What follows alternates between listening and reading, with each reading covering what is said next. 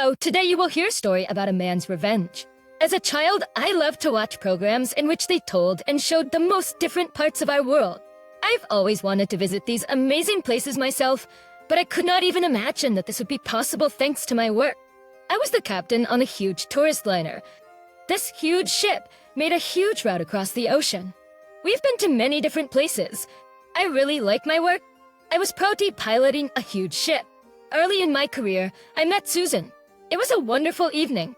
Friends dragged me to a loud party in a nightclub. It was beautiful here, but I was not a strong fan of such entertainment.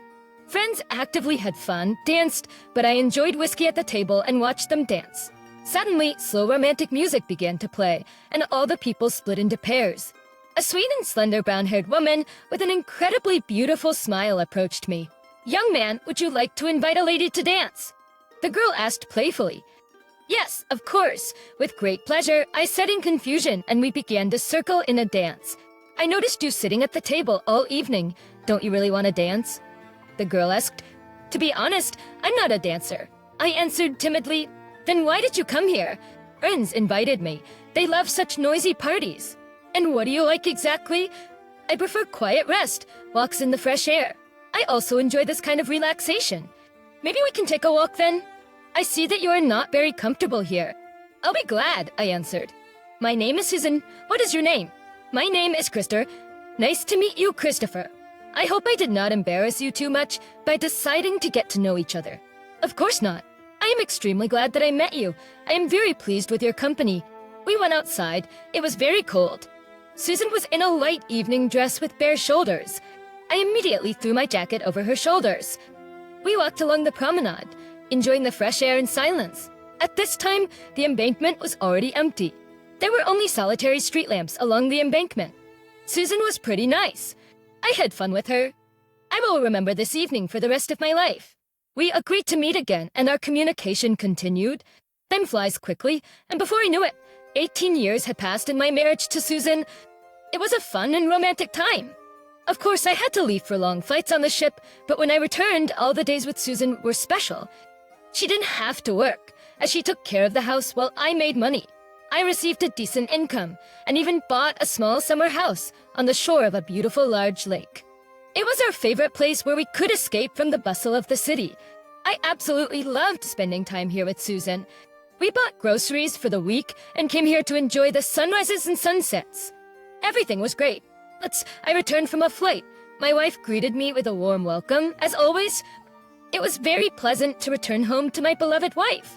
At home, everything was good, and I could finally relax completely. Cushion on one of my free days, I decided to clean up my garage and the interior of my car.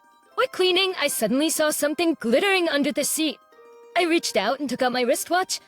It was engraved with the words, "To Michael, with love." This discovery made me very worried. What was this watch doing in my car? "Susan, honey, is there anything you want to tell me?" I asked anxiously when I returned to the house. "No, honey, what happened?" Susan replied. "I found this watch in my car. They clearly don't belong to me." "What do you have to say about that?" I said, placing the watch on the table. "Honey, I have no idea where they came from or who they belong to," Susan replied fearfully. "Are you sure about that?"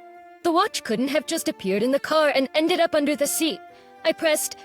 "Darling, I'm just as surprised as you." I honestly have no idea how this watch got here. Susan's answer confused me. She seemed to be hiding something. But I knew Susan wasn't going to tell me anything. My thoughts became unpleasant and suspicions arose. The watch was constantly on my mind. I posted an ad on a lost and found site and soon received a call from a guy who claimed to be the owner of the watch.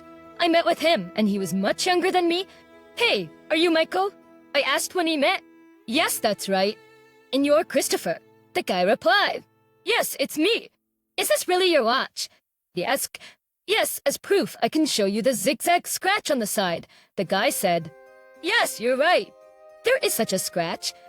They truly yours." I confirmed. "Okay, now, Michael, tell me what the hell your watch was doing in my car," I demanded. "To be honest, I don't know how you got them." "I must have dropped them while I was working on your car," the guy explained. "You don't know exactly?" I questioned. "Yes, I have no idea how my watch ended up in your car." The guy admitted. "Listen to me. What are you trying to tell me? Are you involved with my wife?" I grabbed the guy by the collar and pinned him against the wall. "Man, calm down." "Let me go," the guy pleaded. "Do you know her?" I asked, showing him a picture of Susan from my back pocket. "Yes, I know this woman." "Let me explain everything. I work at a car repair shop, and your wife recently contacted me to fix her car. I must have dropped the watch while I was working on the car. She gave it to me as a gift and would have been upset if I had lost it. You can confirm all of this with her or contact my service for proof of payment," the guy explained. "I understand. I'm sorry for being so aggressive. Here, take your watch," I said, handing the watch back to him. I returned home and confronted Susan. "Susan, why didn't you tell me about the watch? Why didn't you tell me you took my car in for repairs? How did you know? I'm sorry I didn't tell you. I know how much you love your car. And I didn't want to hear from you again that I don't drive it carefully. So I decided to quickly fix it before you returned from your flight. Honey, it would have been better if you had told me right away. This watch I found in the car belonged to an auto mechanic who was fixing it. I found him and almost killed him. Darling, are you jealous of me?" Susan asked with a sly smile. "Of course I'm jealous and worried. You didn't tell me anything, so I had bad thoughts. Please don't do it again." "Oh dear, don't worry. I only love you, and I don't need anyone else in the whole world." After talking with Susan, I calmed down. Everything turned out fine, and I was immensely glad that Susan did not cheat on me. Soon I had to go on another flight, so I definitely didn't need any bad thoughts. And with peace of mind, I went on my flight. We docked in one of the ports, and the tourist went down from the ship to look around. I decided to check my email. Suddenly, I saw a letter from my friend Stephen. He wrote that he couldn't get through to me and wanted to see me. There was already a connection here, so I called Stephen. "Stephen, hi. Why did you call?" "I'm on a flight. I told you about it." "Christopher, hi. Yes, I once drove near your country house on the lake. Someone was there. And I know there shouldn't be anyone but you and Susan. I thought your flight was canceled, so I decided to call you. I thought you were here and we could meet." "No, Stephen, I'm on a flight." "And who was there? Did you go in?" "No, Christopher. I know that this is your favorite place for solitude. Why'd you need unexpected guests? I was thinking of meeting you later." "You puzzled me, Stephen. Surely you didn't notice anything like that?" "Well, there was a black Volkswagen. Of course I didn't see such a car with you. But maybe you bought another car, so you didn't attach any importance." "But wait, there was an interesting number. 2 6s and 2 7s. Stephen tensed up and remembered the full number of the car, along with additional letters. This information was very useful to me. My condition was terrible. I was far from home and couldn't check who was in the house. At the first opportunity, I called Susan and gently asked if she was in our country house. Beso mit medium patient. To my great surprise, she replied that she was at home the whole time and didn't go there. At this point, my thoughts became even darker. Only Susan had the keys, so no one else could have gotten in? Unless some impudent freak decided to take care of it while I was gone. All these thoughts drove me crazy. I was looking forward to the end of the flight to sort everything out. And finally, I returned home. It was the hardest fight of my life. First of all, I turned to my old acquaintance Jack, who worked in the police. We often helped each other out before, and this time, he also helped me out. Using the car's number, I found out who the owner was. It was a certain Edward Slim, a well-known wholesaler who received a large amount of goods at the port. But why the hell was his car there? What the hell was his car doing near my country house? I decided to dig up more information about this guy.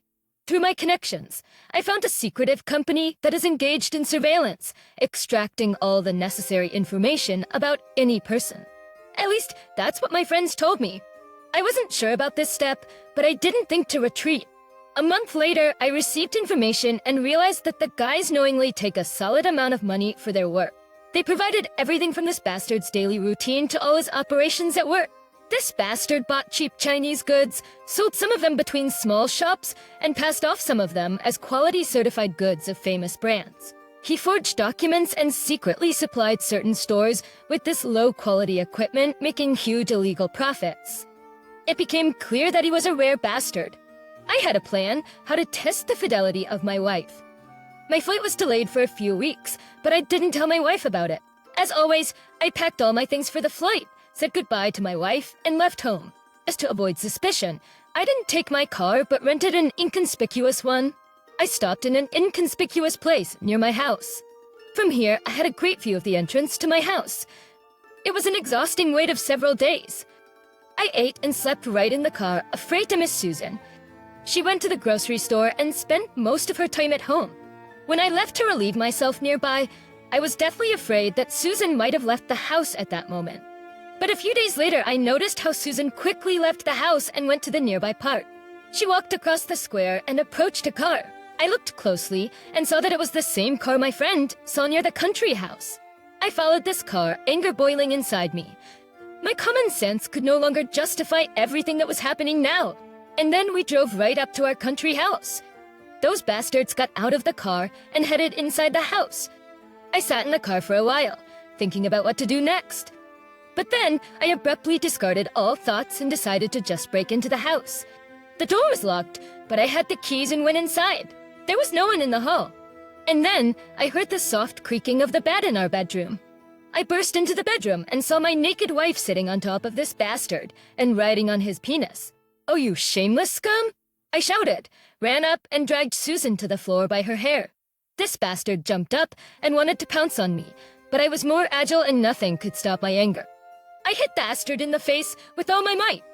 And then he grabbed a chair and smashed it on his back. Get it, bitch? Now you will find out what happens to those who fuck other people's wives. I yelled. Man, wait, don't. Calm down, let's talk. We can solve everything. Frightened Edward yelled. Shut up! I shouted and kicked the bastard in the jaw. Do you men know who I am? Yes, you're covered. Even if you're her husband spitting out teeth with blood, Edward began to threaten me. What? Are you still going to threaten me? Who told you that you would live to see the evening? I said and punched Edward in the chest. The chest again. Edward lay on the floor covered in blood and coughing. Oh, bitch, how could you? This was our place with you. I'm sorry, Christopher. I'm sorry. Susan howled in tears. No, bastards. I'm not going to forgive this. I said and tightly tied the legs of both. Then I ran out into the street, grabbed a cable that was lying in a moored boat near the house. I tied one end to the boat and the other end to the feet of those bastards. No, let's ride. I shouted and started the engine in my boat. I yanked these bastards right out of the house, stretched them across the yard and pulled them into the water. Then I revved up and accelerated. These bastards began to be beaten by the waves, choking on water. Of course, I didn't intend to drown them, and I didn't think to beat their kidneys either. Therefore, this walk was not too long. I abruptly turned the boat around, and these exhausted bastards flew naked to the shore. What bitches, you will know not to mess with me. You, Susan, will return to your miserable life. Now you will have to work for yourself. So from now on, your life will change dramatically. Better not come home, otherwise I will burn you along with all your things. And you bastards still know what I'm capable of. I shouted, cut the rope, and sailed away on the boat towards the house. For some reason, I didn't feel sad. Lucky revenge and a fresh breeze from the waves that my boat was breaking gave me confidence in my happy future without a lying bitch who looked into my eyes and swore in love. I handed over all the evidence that I found to my friend from the police. This also helped him get a new rank, as a major criminal scheme was uncovered. Edward was put in jail for a long time, and I divorced Susan, leaving her with nothing. She was left with nothing. I sold the country house. It no longer brought me joy, but only reminded me of betrayal and deceit. With the proceeds, I bought myself a luxurious sports car in which I now often like to race towards the horizon, towards a new happy life. Dear listeners, your support is very important to us. If you enjoy our story, please like, comment, and subscribe. It's very motivating for us. We value your feedback and use it to improve our content.